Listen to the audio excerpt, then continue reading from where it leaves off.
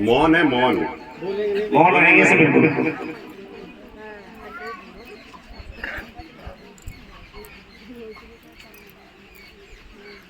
ओम शांति। विराजो। सभी अपने सर बैठ जाएंगे। जब ठाड़े बैठे तो पता पड़ेगा ना घोड़ा दूध रहे नहीं दूध रहे।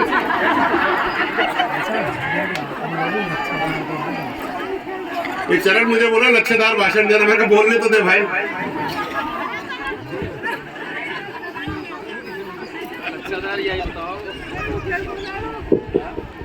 ऐसा है, सबसे पहले हमारे समाज के बड़े नेता, आपके प्रिय लाडले सम्माननीय जिया खटाना साहब, आपको प्रणाम। सुनीता जी रिटायर होकर के आई हैं, उनको नमस्कार। मोहर सिंह जी माल, जो गुर्जर आरक्षण संघर्ष समिति के बांदीकुई तहसील के अध्यक्ष हैं, आपको नमस्ते। चंचल जी, प्रधान जी, सरपंच जी, पाउला जी, पटेल साहब और समस्त लोग जो मंच पे बैठे हैं, आप सबको मेरा प्रणाम। और ज्यादा प्रणाम आप सबको जो आप सब इतनी तादाद में आए। आज तो पता चल गया कि सर्दियां तो गई, गर्मियां शुरू हो गई। भैया तावड़ो बहुत है। और इस तावड़े से एक चीज समझ में आ गई कि मार्च का महीना बहुत पास में है।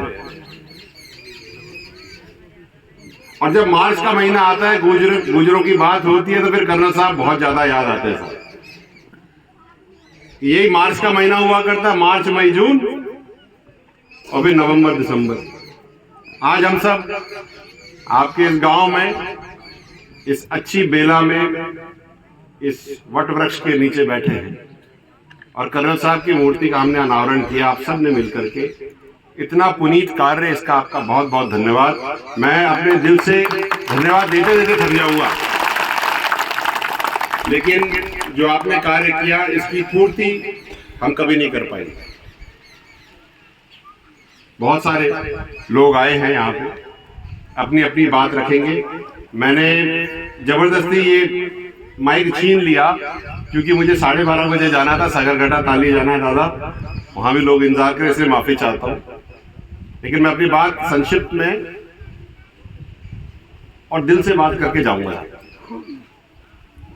पहली बात तो पिछले 1.5-2 महीने में, 2 महीने होने को आ रहे हैं, हम लोग बांदीकुई में बहुत फोकस के साथ काम कर रहे हैं। और मैं धन्यवाद देना चाहता हूं पूरी बांदीकुई के तहसील के लोगों का, गुजरों का, और खास करके मोहर सिंह जी का, जिन्होंने पूरा समाज और आप लोगों ने पूरा समाज मुट्ठी भर में बांध करके इकट्ठा कर दिया। 2 दिन पहले हमने जो शोभा यात्रा देखी, सारी दुनिया देख रही थी हुआ क्या। जब कोई ब्रिज से फोटो खींची किसी ने, तो हमारी महिलाएं पीली लुगड़ियों के साथ ऐसा लग रहा था कि पूरे के पूरे सरसों के खेत लहरा। नहीं, मैं मजाक नहीं कर रहा, ये फोटो देखो, आपको मेरी बात समझ में आ जाएगी। और मुझे बड़ा मजा आया। अभी मैं थोड़ी देर पहले अपन घर पे रुके थे, तो मैं जब निकल रहा था तो खूब सारी महिलाएं बैठी थी, तो मैंने ऐसे ही पूछा कि चौकड़ो हैरो है कि नहीं हैरो? तो हैरो है। तो मैंने पूछी कि भैया दूध मिलेगा का? दूध खाएं? कहता डेयरी में, हम तो भेज दिए। हम हंस सकते हैं, लेकिन मुझे इस बात की खुशी है कि हम सब घर में दूध बनाते बनाते दूध को बेच करके व्यवसाय की तरह उस पर काम करें। आपको बहुत बहुत शुभकामनाएं, बहुत अच्छा कर रहे हो आप लोग। अभी 3 दिन पहले हम लोग रैणी में थे। रैणी में मीटिंग चल रही थी, तो हमारी ऐसे ही चर्चा चलती है, तो माइक पकड़ा देते हैं हम सबको। और जो लड़कियां यहाँ पर हैं वो मेरी बात ध्यान से सुने, और जो बुजुर्ग हैं वो और ज्यादा ध्यान से सुने। उस लड़की ने कहा क्या? लड़की का नाम तमन्ना गुजर, कक्षा 11वीं। आज से ही वो यूपीएससी आईएएस की तैयारी कर रही है। ये तो बात हुई एक। दूसरी बात जो उसने कहा, उसने ये कहा कि साहब आप हमको महिलाओं को पढ़ाओ, लड़कियों को पढ़ाओ, पढ़ाओ पढ़ाओ की बातें करते हो। हम 12वीं क्लास करने के बाद हमारा ब्याह कर देते हो, हम करें तो क्या करें? सोचने वाली बात है। उसने कहा पढ़ाई के साथ साथ आप हमें व्यवसाय क्यों नहीं सिखाते? हम क्या केवल सरकारी नौकरियों के पीछे ही दौड़ेंगे क्या? अगर सरकारी नौकरी की 100 वैकेंसी आती है, जो मेरी बात सुन रहे हो समझिए बात को, और 1 लाख लोग अप्लाई करते हैं, तो 100 का सिलेक्शन होगा, बाकी जो बचे वो क्या करेंगे? उसको हम कहां लेके जा रहे हैं, उनको आगे कैसे बढ़ाएंगे, ये भी विचार करना जरूरी है। उसने बहुत अच्छी बात कही, इसलिए उस टाइम मैंने गांठ बांध ली कि अब से आगे चल करके पढ़ाई की बात भी करेंगे, व्यवसाय की बात भी करेंगे, और जो लोग धनी है, धंधे में हैं, जो नौकरियां देते, भाई साहब गुजरों को क्यों नहीं देते? पहले घर में तो दो। पारसियों को देखो, बोहरा मुसलमानों को देखो, वो लोग बिजनेस करते हैं, धंधा करते हैं, और सबसे पहले अपने आप को धंधा में लगाते हैं। अगर मैं कोई पारसी हूं या अगर मैं बोहरा मुसलमान हूं और मैंने कपड़े की दुकान लगाई, तो लोग मीटिंग में करके बोल देते कि भाई फलाना फलाना विजय पारसी ने कपड़े की दुकान लगाई, आने वाले 3 महीने तक हम सब मिलकर के इसी के यहाँ से कपड़ा खरीदेंगे। हम तो खरीदेंगे ही, लेकिन अपने वाले से खरीदेंगे तो उसके 2 रूट कमाएगा तो आगे बढ़ेगा साहब। अगर वो लोग ऐसा कर सकते हैं तो हम क्यों नहीं कर सकते? मैं जहां जाता हूं, मेरे को लड़के कहते हैं कि साहब आंदोलन करो, नौकरी नहीं लग रही, आंदोलन करो। आजकल वो बात ही नहीं है साहब। अरे भैया, आंदोलन करने से बात नहीं होती, बात ये होती है कि 5% आरक्षण आपको मिला हुआ है, उसका इस्तेमाल करके आप कौन कौन सी पदों में पहुंच पा रहे हो। बात ये है, पटरी पे बैठना हर चीज का सॉल्यूशन नहीं है। अपने पास आज 5% आरक्षण चल रहा है, कर्नल साहब की बदौलत से, आप लोगों के संघर्ष से आज हमें मिला हुआ है। पढ़ो, नौकरी लगो, आगे बढ़ो। रोका है किसी ने? मेरे पास युवा आते हैं कि साहब वो कट ऑफ जो है वो 35% कर रखी है साहब, उसको 30% कर दो, SC ST की 30% आ रहे, तो 30% ला नहीं सकते, नौकरी कहां से करोगे? कड़वी बात है, कहूंगा मैं। हमको लड़ाई 30% की नहीं करनी है, हमको लड़ाई ये करनी है कि 85% हमारे क्यों नहीं आते। आप लोगों के संघर्ष से देवनारायण योजना बनी। 4-5 दिन पहले, करीब हफ्ता पहले अखबार में आया भी था। पिछले 2006-7 से लेकर के अब तक देवनारायण योजना ने और आपके संघर्ष ने, कर्नल साहब के विचार ने समाज को दिया क्या। मैं आपको समझा देता हूं जाते जाते कि दिया क्या। एक देवनारायण योजना जब शुरू करी थी, उसमें एक स्कूटी योजना थी। पता है सबको स्कूटी मिलती है? हाथ खड़े करो, मुझे बताओ किसको मिलती है? यहाँ किसी को मिली? अब हाथ खड़े करके बताओ, किसी के घर में आई स्कूटी? 1 2 3 4 और 5 6 7 8 9 10 11 लोगों को स्कूटी मिली बस।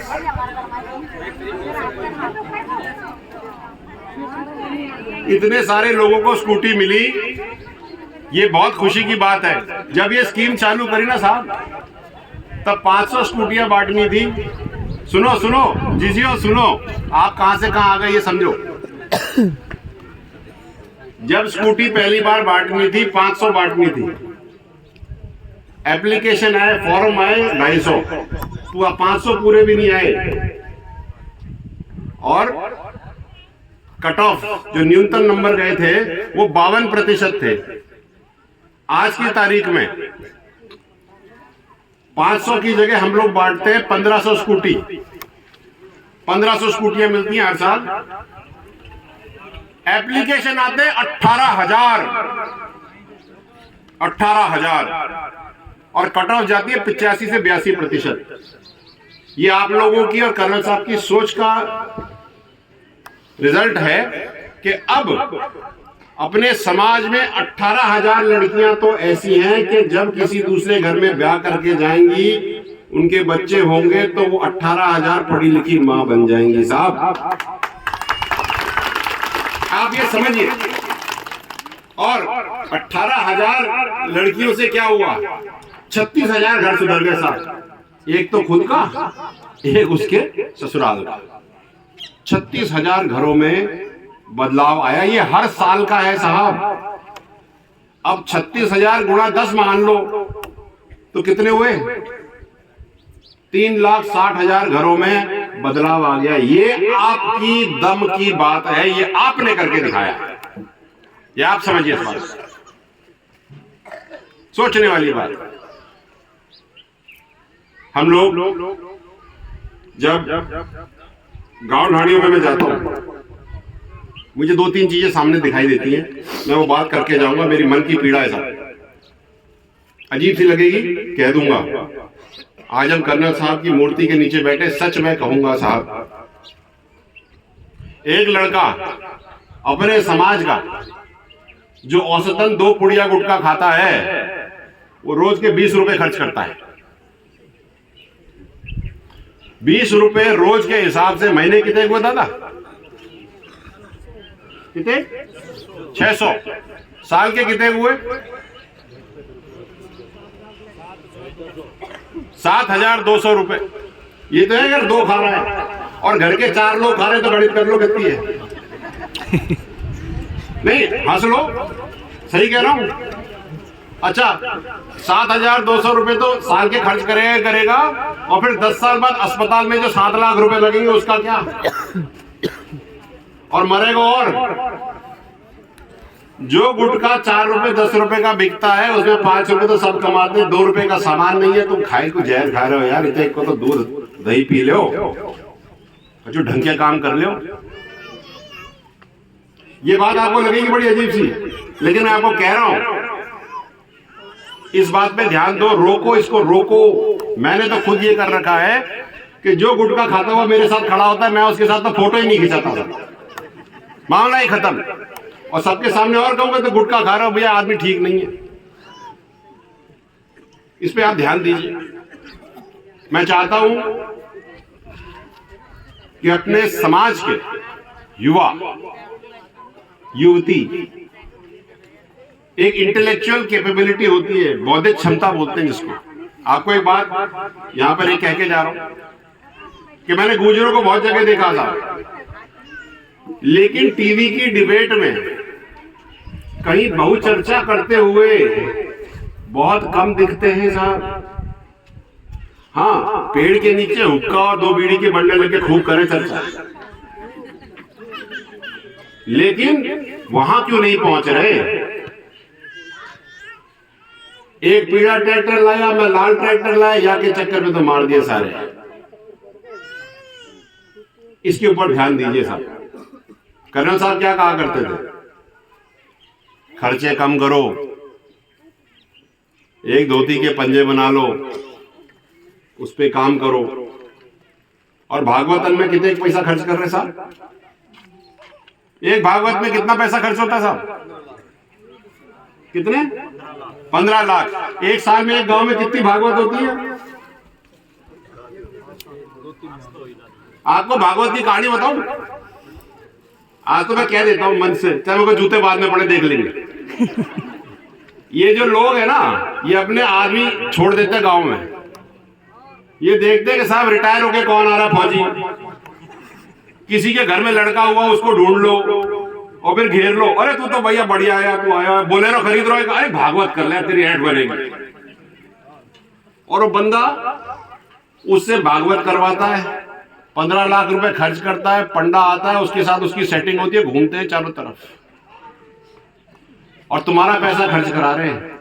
अरे दादाओं, 15 लाख रुपए में ऐसा करो, एक माइक ले आओ, फोन में सारी भागवत है, लगा लो, सुन लो। बाबा की क्या जरूरत? बाबा भी तो वही कह रहा है जो तुम कह रहे हो। सही है कि नहीं है? भागवत मन में है, वो 15 लाख अपने बच्चों की पढ़ाई में लगाओ।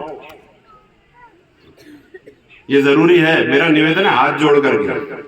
आपको पसंद नहीं आ रही मेरी बात, लेकिन कहूंगा फिर, करो और आप लोग करो। भागवत में कच्छु नहीं धरो, कच्छु नहीं धरो। और किसी पंडित जी को, किसी बाबा को, किसी महंत को मेरी बात बुरी लगे तो भाई ऐसा है, आज से तो अपने घर में करा के बताना भागवत। वो तो करे नहीं है, तोते करावे। क्यों, सही है कि नहीं है दादा, बताओ? तो इस पे विचार करो, आडंबरों से बचो दादा। मैं ये विजय बैंसला की बात ही नहीं है, ये तो कर्नल साहब बता के गए इतने सालों से।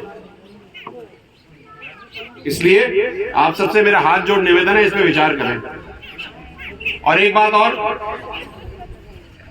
मैं बांदीकुई में पिछले 1.5 महीने से जा रहा हूं तो लोग ये कह रहे हैं इलेक्शन लड़ेगा, यहाँ तक कतई नहीं लड़ रहा हूं। खटाना साहब बिल्कुल नहीं लड़ रहे। देखो अपने घर के आदमी है सबके सब, नहीं कतई नहीं लड़ रहा हूं, टेंशन मत कर, आग मत लगा, ठीक है। मैं ये चाहता हूं जिस तरह से आपने 4 दिन पहले देवनारायण यात्रा में एकजुटता दिखाई है, ऐसी एकजुटता आप यहां पर दिखाओ, खड़े रहो एक साथ, एक सबके साथ, हिलना नहीं, तटस्थ रहो, इस तरह से खड़े रहो कि कोई भी आदमी आपको भेद ना सके। जिस दिन आप ये काम कर लोगे, आपके बच्चे भी पढ़ लेंगे, आपके काम भी हो जाएंगे। एक निवेदन और किया था मैंने अभी 3 दिन पहले, एक झंडा बनाया हम लोगों ने मिलकर के, मेरा नहीं है साहब, समाज का। और मोहर सिंह जी और चरण खाएं, शाखा लगनी चाहिए साहब यहाँ पे गांव में, इसी मंदिर में। यहाँ से रोज रविवार को अपन सब मिलेंगे यहाँ पर, जिसके जो जो काम बचे हुए वो पूरे करवाने, जो बच्चे पालनहार में नहीं है उनको डालना है, जिन जिनके किसान कार्ड नहीं बने उनको डालना है। यहाँ पे ड्रोन दीदी कितनी है कोई? ये विचारणीय बात है। केंद्र सरकार पैसे दे दे करके आपको आगे बढ़ाने की कोशिश कर रही है और आप कर ही नहीं रहे हो काम। इस पे काम करो साहब। तो मेरा तो आपको बहुत सारी बातें करने का मन था। आगे आप लोग अपने समाज के लिए, अपने परिवार के लिए, अपने पूरे क्षेत्र के लिए एकजुटता से रहें। रात के 12 बजे मेरे को फोन करें, मैं पहुंचूंगा। जिसके पास मेरा नंबर नहीं है वो नंबर ले ले, 9953 786 123। रुक जा, मैं खत्म नहीं करी मैंने भैया, ये चरण ऐसे ही करे। एक बात और आई, नवी अनुसूची, सारी दुनिया कह रही है नवी अनुसूची चाहिए, नवी अनुसूची चाहिए। तो नवी अनुसूची विजय फैसला अकेले थे तो नहीं है रो भैया। ये सोशियो पॉलिटिकल फाइट है, सामाजिक और राजनीतिक लड़ाई है साहब। मेरा आज इस मंच से, आपके गांव से एक आह्वान है।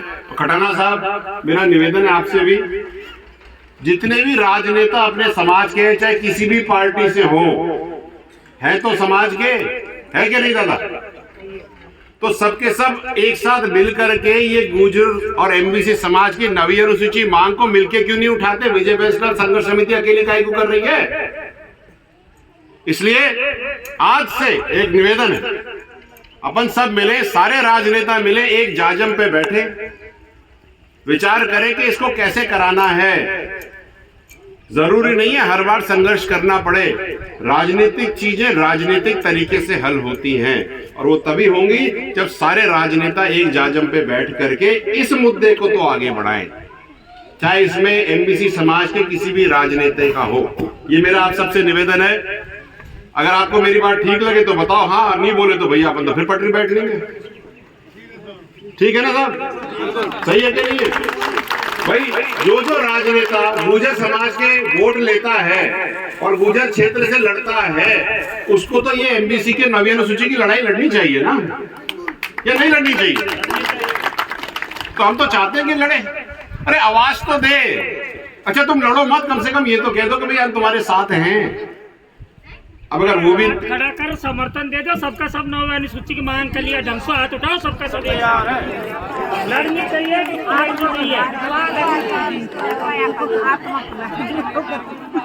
लेकिन मांग चाहिए, लेकिन सारे राजनेता एक जाजम पे बैठ के निर्णय ले, अपने ही 4-5 लोगों को नियुक्त कर ले। भैया हमें कोई फर्क नहीं पड़ रहा, हमें तो काम चाहिए, कैसे भी करो। और आगे मेरे को लंबी चर्चा करनी नहीं है, मैं सगर घटा ताली जा रहा हूं। दादा आपसे बात करी, आपने समय दिया, आपने कर्नल साहब की मूर्ति यहाँ लगाई, इसका बहुत बहुत धन्यवाद। और कर्नल साहब की कही हुई बातों का हम अनुसरण करें। केवल पढ़ाने से काम नहीं होगा, समय बदल गया है। 18 साल से जो अपनी लड़ाई लड़ रहे हैं अपन, वो लड़ाई एक ऐसे लेवल पे आ गई है जहां पे बच्चियां पढ़ चुकी हैं। और तमन्ना गुर्जर की बात मेरे को बिल्कुल मेरे अंदर में कौंधती है जब वो कहती है कि 12वीं कक्षा पढ़ने के बाद मैं क्या करूं जब मेरा ब्याह ही करना है तो मेरे को पढ़ाया क्यों, मैं तो अनपढ़ ही रह जाती। अगर मैंने पढ़ाई करी, मेरे को कॉलेज नहीं करा रहे, मैं अपनी नौकरी नहीं कर पा रही, मैं अपने पैरों पे खड़ी नहीं हो पा रही, तो इस पढ़ाई का मेरे लिए फायदा क्या है? नहीं है ना कोई फायदा। तो करना है ना, खड़ा करना है। महिलाएं मेरे साथ हैं इसमें, पुरुषों को भी इसमें लगना पड़ेगा, क्योंकि बेटी तो बेटा आप ही की है, और की नहीं है। अपनी लाली को तो खड़ा आप ही को करना पड़ेगा। और केवल सरकारी नौकरी नहीं, प्राइवेट नौकरियों में भी इन लड़कों को मैं देखता हूं मोटरसाइकिल पे फुर घूमते रहते हैं, कुछ नहीं करते। अरे किसी प्राइवेट कंपनी में डिस्ट्रीब्यूटर के यहाँ नौकरी कर लो, 15,000 रुपए घर में आएंगे भैया, कोई नुकसान थोड़ी है। जब मैं 3,700 रुपए में अपनी नौकरी शुरू कर सकता, तो तुम 15,000 में क्यों नहीं कर सकते? किसी ने रोका है? जब हम कर सकते हैं तो आप क्यों नहीं कर सकते? किस चीज से रुक रहे हो? और काम करने में कोई शर्म नहीं होती साहब। बुढ़ापे का सहारा होना चाहिए आपका बच्चा, बुढ़ापे का बोझ नहीं। अगर आज की तारीख में अगर वो पैरों पे खड़ा नहीं हुआ, तो बुढ़ापे में जब आप 70 साल के होगे तो अपनी रोटी भी कमाओगे और उसके लिए भी कमाओगे, और उसकी बहू के लिए भी कमाओगे, उसके बच्चों के लिए भी कमाओगे। कब तक करोगे ये? आपके बुढ़ापे के फायदे के लिए मैं कह रहा हूं, बाकी आपकी इच्छा। जैसा आप करोगे वैसा आप पाओगे साहब। तो आप सबका बहुत बहुत धन्यवाद। अपनी आशीष ऐसे ही बनाए रखें। कर्नल साहब को रोज रोज याद करें। जिन जिन घरों में मैं जाता हूं, चाहे अपने समाज के हो चाहे गैर समाज के हो, उन सब घरों में मेरे को कर्नल साहब की एक फोटो जरूर दिख जाती है। और लोग कहते हैं कि साहब मैं गुर्जर समाज से नहीं हूं, तो क्या हुआ? कर्नल साहब की सीख तो हमारे पे भी उतनी लागू है जितनी किसी और की। तो आपको बहुत बहुत धन्यवाद।